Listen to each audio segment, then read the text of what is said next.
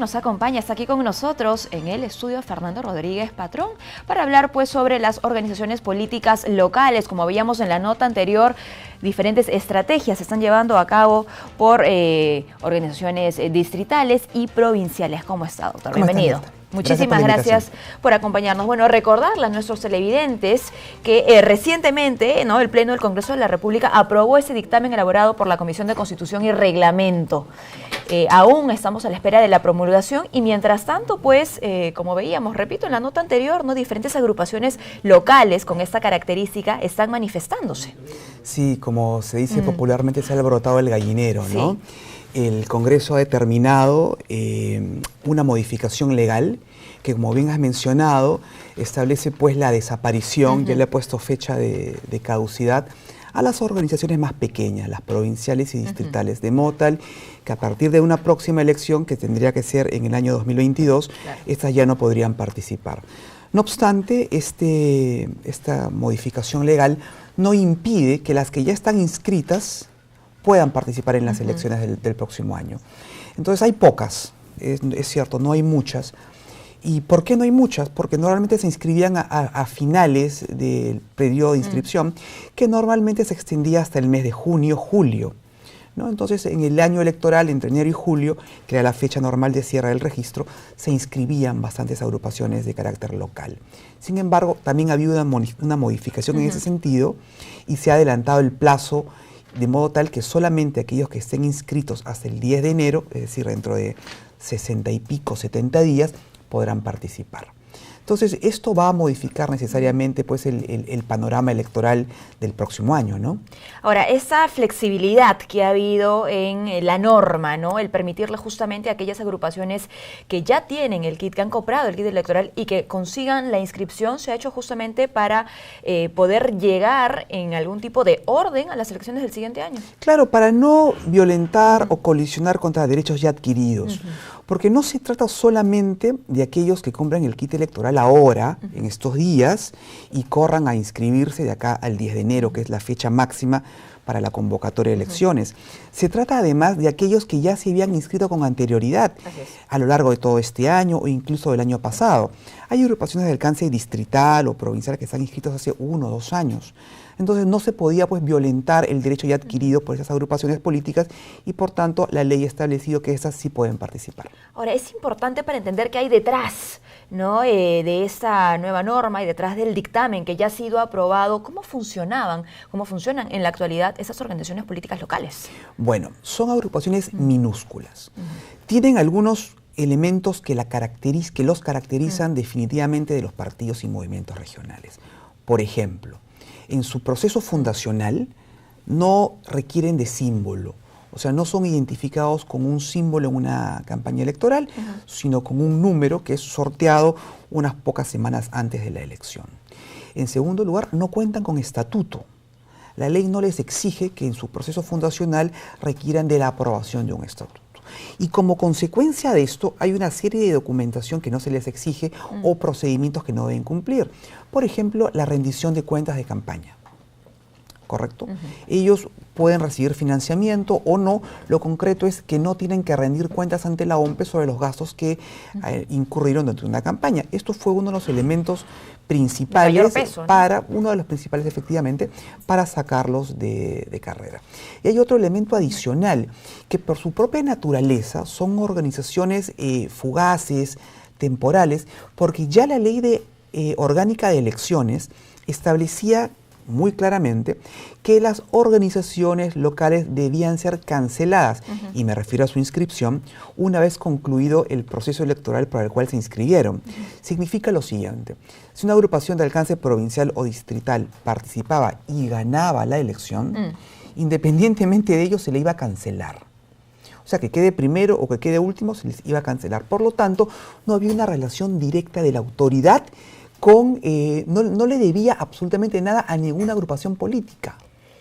¿Me dejo entender? Sí, por supuesto. Mientras que una autoridad electa se debe a sus electores y a la agrupación política que lo propuso, eso no ocurría con las organizaciones locales. ¿Y qué consecuencias trajo eso en la práctica? Efectivamente, de aquellos movimientos locales, no, estamos hablando de distritales y provinciales que fueron elegidos en diferentes periodos. La última estadística revela que no fueron muchas las localidades en las cuales las organizaciones locales ganaron.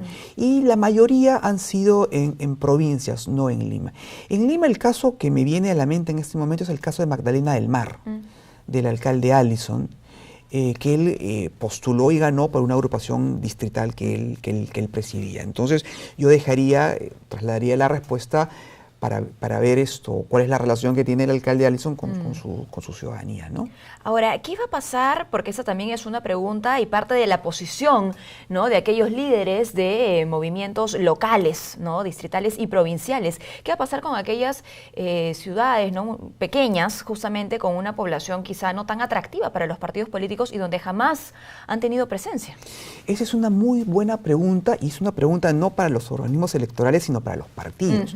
La pregunta es, ¿están los partidos políticos en condiciones de colocar candidatos en toda la geografía del Perú, en todas las provincias y distritos? He ahí una gran interrogante. Probablemente no. Afortunadamente, estas modificaciones legales no han establecido la obligación para los partidos ni movimientos de presentar candidatos en todas las provincias y en todos los distritos.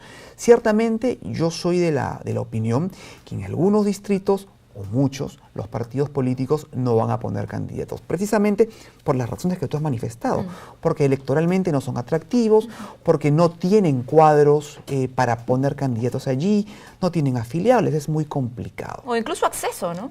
Probablemente sea otra razón adicional. Por eso estamos viendo en la nota anterior, justo antes de la entrevista, que en Ayacucho... La estrategia, ¿no? Algunas agrupaciones locales han dicho, bueno, vamos a unirnos, vamos a unir fuerzas para crecer y pasar de una agrupación local a una nacional. Lo cual, por cierto, no está permitido en la ley.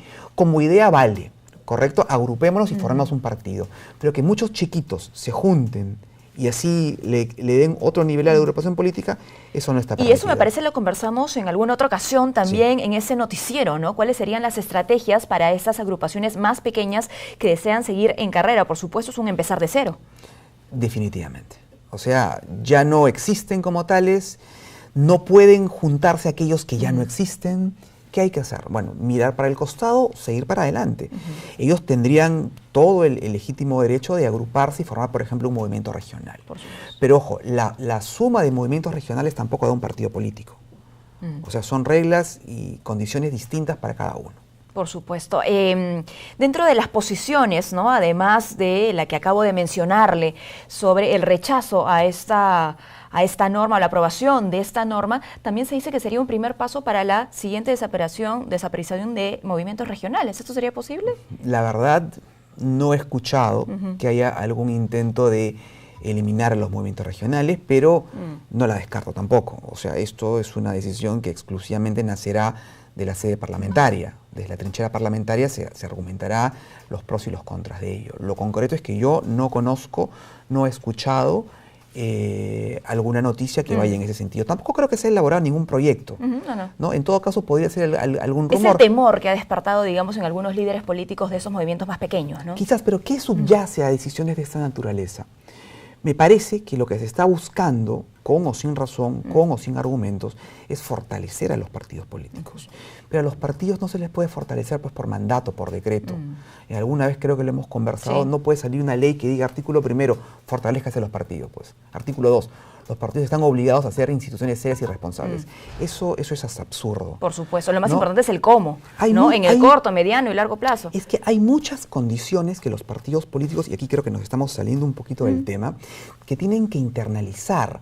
O sea, los valores de la sociedad democrática de la cual son parte también tienen que ser adoptados por el propio partido político. Para que una agrupación sea sólida, tiene que tener por lo menos ideología. La ideología se decanta posteriormente en planes de gobierno, en políticas de gestión, qué sé yo. Tienen que tener afiliados, pero una masa afiliada debidamente constituida, no una portátil que nació con una elección.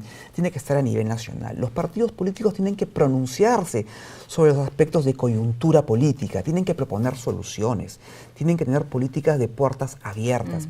Los partidos políticos tienen que tener líderes, autoridades, cuadros, no caudillos, y propietarios, que es lo que básicamente ocurre a nivel de organizaciones regionales. Los partidos políticos tienen que trascender más allá de la vida política del líder partidista. Y esos son valores que el partido tiene que internalizarlos. Lamentablemente, si uno traslada pues estas condiciones que son mínimas, y podemos hacer una lista más larga y lo comparamos pues con algunos partidos políticos y con la mayoría de movimientos regionales, nos damos cuenta pues de que la realidad es distinta. Sin embargo, se está buscando fortalecer a los partidos vía decreto. Es importante esta reflexión que menciona, ¿no? Porque si bien ahora quizá la lupa está sobre las organizaciones políticas locales, ¿no? Hay que mirar también a nuestros partidos políticos y en esta adopción de los valores democráticos, ¿qué pasa, por ejemplo, con las elecciones internas?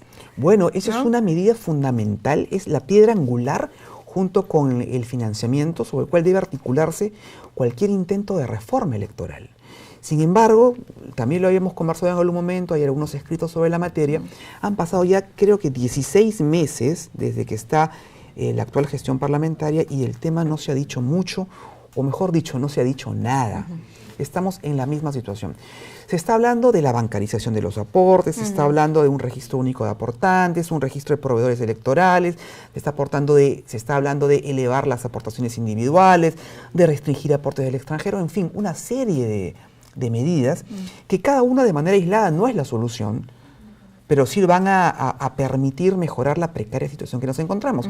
Sin embargo, pese a estos ejemplos que te he puesto, que no son los únicos, hay más, no se ha avanzado absolutamente nada y seguimos exactamente igual que donde nos encontramos el 28 de julio del año pasado. Y es que lamentablemente, claro, el debate continúa. Es más, el día de hoy la Comisión de Constitución, me parece, tiene en agenda temas relacionados a financiamiento, a entrega de dádivas, por ejemplo, y lo que se espera, por supuesto, más allá del debate, es la toma de decisiones, ¿no? Que permitan un proceso electoral, en principio, para el que viene ya el siguiente año, ordenado y claro para las agrupaciones políticas, pero también para el ciudadano a pie. Pero, ojo, que hay que tener en cuenta que también está pendiente la norma de intangibilidad, que no se puedan modificar las normas electorales una vez convocada la elección. Y el 10 de enero está aquí a la vuelta de la esquina. O sea, no tengo un calendario en la mano para contar cuántos días faltan de aquí al 10 de enero, pero faltan menos de 70 días. Entonces, cuidémonos también de aprobar las normas en el momento preciso, no una vez que el proceso ya esté convocado y que altere pues sustancialmente los alcances del proceso, como nos ocurrió el año pasado, cuando con una elección convocada en noviembre y diciembre, no recuerdo exactamente la fecha, en enero se modificaron las reglas de juego, lo cual fue terrible, y allí en ese escenario fue donde se dieron precisamente la ley de las dádivas, que modificaba el artículo 42 de la ley, y mira lo que pasó. Mira lo que pasó. Entonces, el momento oportuno para aprobar las reformas todavía está vigente, pero no podemos seguir distanciándonos de la fecha de elecciones, de convocatoria. Bueno, regresando, ojo, a las organizaciones políticas locales, ¿no? Y este intento, me imagino yo, por promover las agrupaciones políticas de carácter permanente, ¿cuál sería el mensaje para aquellas agrupaciones locales, distritales, provinciales? Bueno, las que están inscritas pueden participar. No va a haber absolutamente ningún cambio en ello.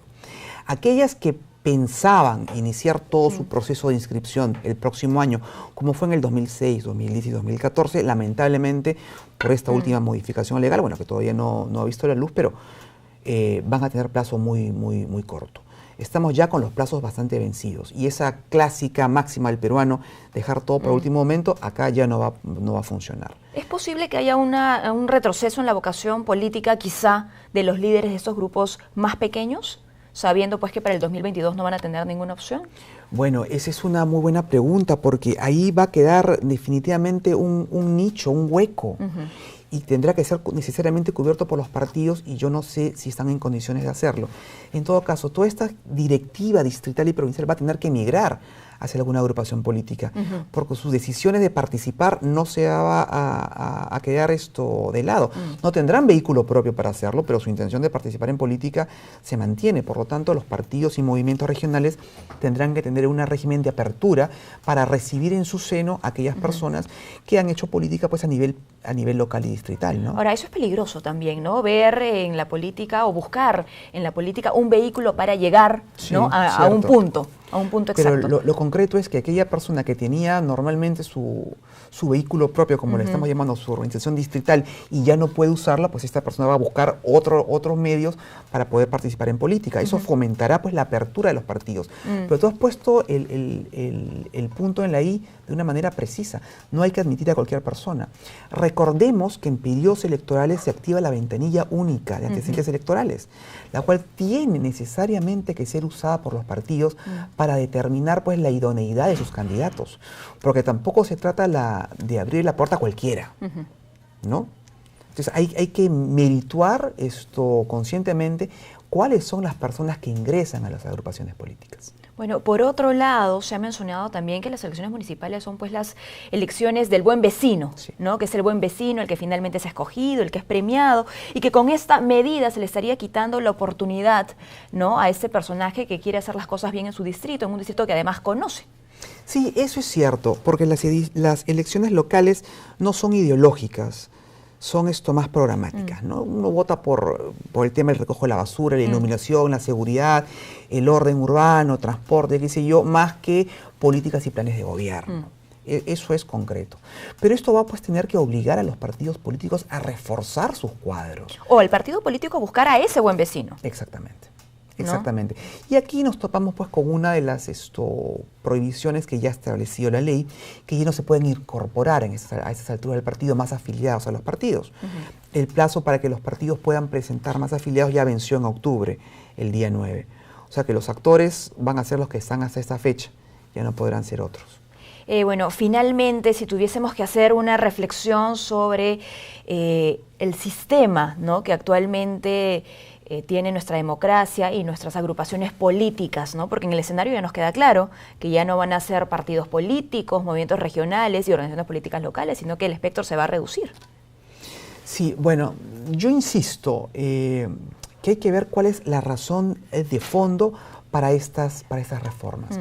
Si la razón principal a todo esto es el fortalecimiento de los partidos, creo que ese no necesariamente es el camino correcto. Existen otras variables que debemos analizar.